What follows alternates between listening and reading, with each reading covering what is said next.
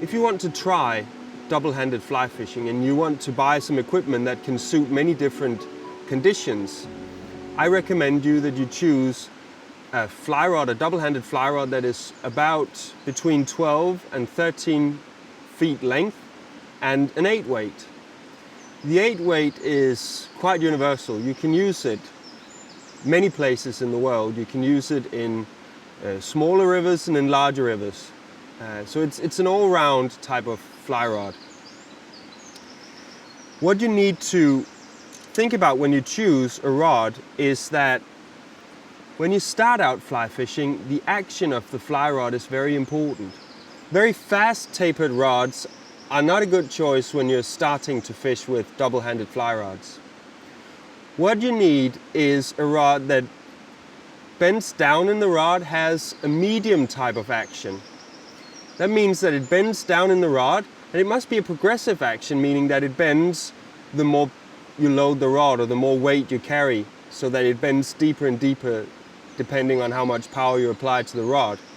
There are many different rods on the market today that has this type of action. In fact, it's the most popular one. So it's quite easy to find one of these rods that has this type of action. When you've chosen a rod that you like, and please try many different types of rods before you choose one, it's also time to put the rest of the gear together, and this is very important. The first thing you need is a fly reel.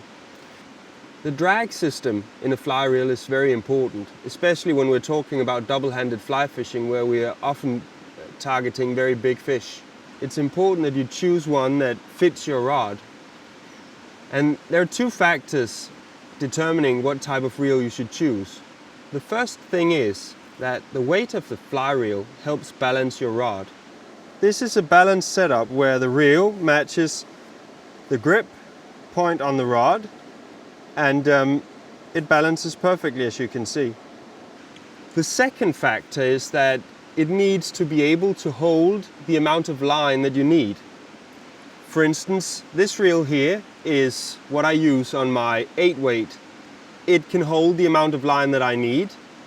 I could also choose to have a big one like this, which is very wide, and this one can have a lot of line on it.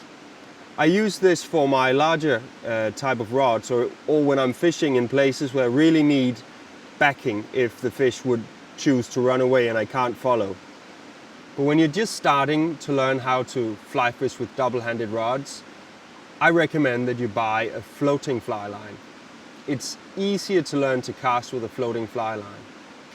I recommend that you buy a shooting head system, because the shooting head system is a fixed weight that fits your rod. I also recommend that you buy a relatively short shooting head.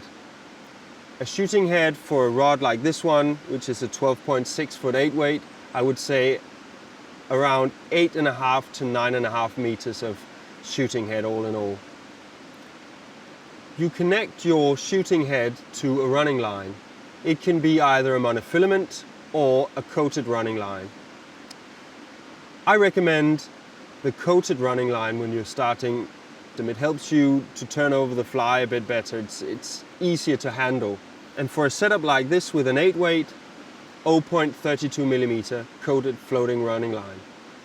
I'm talking very much about short shooting heads.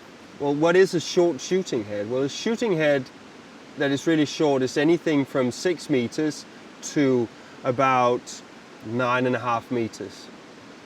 I would call those really short shooting heads. If we go 9.5 to 11 and 12 meters, I would say those are medium. And 13 to 20 meters, those are long. The last part of your equipment is your leader. When you choose a leader, we normally say that you have to have around 1.5 rod length of leader material all in all. But there's a system to this, and it depends on fly size. Here I have 2 different sizes of flies. One is a bit bigger than the other.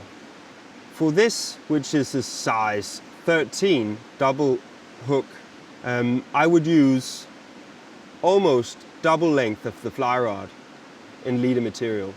For this one I would use 1.5 length of leader material.